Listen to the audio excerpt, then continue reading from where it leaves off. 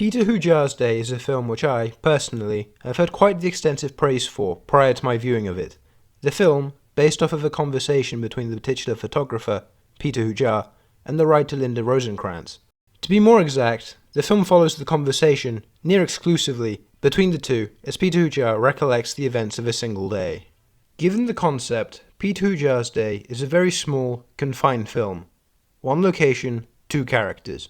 It also knows the ideal runtime for a film which is simply a single discussion. The film is a brisk 76 minutes long. So, in order to avoid boring the audience, the filmmaking craft has to be top-notch. It is my belief that Peter Hujar's Day delivers on that front. Pretension seems to isolate some viewers, but for a film such as this one, I must indulge in it. It's rare for me to be able to clearly notice and pinpoint the flow of editing within a motion picture. Not to say it doesn't happen, but it's not a regular occurrence. By nature, good editing is meant to be invisible. That's easier said than done when there isn't any overt external action going on in the scene. So editor Afonso Goncalves evidently plays with the sequencing of coverage in order to keep the experience from stagnating.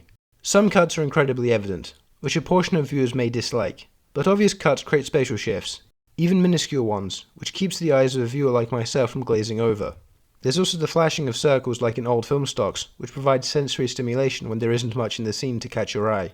Moreover, the pacing of cuts between Ben Whishaw as Hujar, who is talking for most of the film's runtime, and the contrasting character of Rebecca Hall as Rosenkrantz, who is largely silent as she listens, creates a unified balance between the two. So, the way I see it, it runs smoothly. It also helps that, within the confines of the apartment, and the roof, the characters, and in turn the camera, are frequently in motion. Whishaw himself never really sits down in one spot for too long. The fact that there is action in the scene keeps the story being told by Hujar in a state of movement, which refrains from a sense of boredom, which could creep its way onto an audience. The changing lighting, as the sun moves during the day, also changes the cinematographic grammar of the scenes to make individual moments more defined and stand out from each other. Alex Ash proves himself as a master of lighting in this intimate single-location drama, giving each room, every time of day, its visual identity. Although Whishaw gives what is certainly more of a performance than Hall, his constant talking is the through line of the film, I think it is difficult to talk about the performances individually.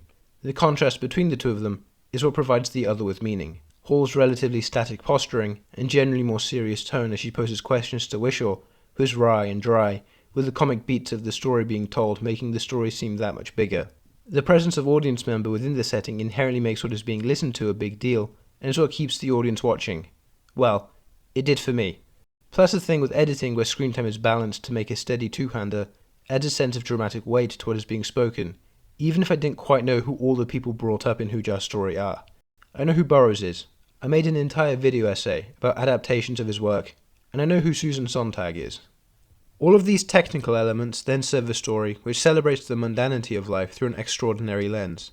It is slow cinema, that is for certain, and it tackles a pervasive theme of slow cinema.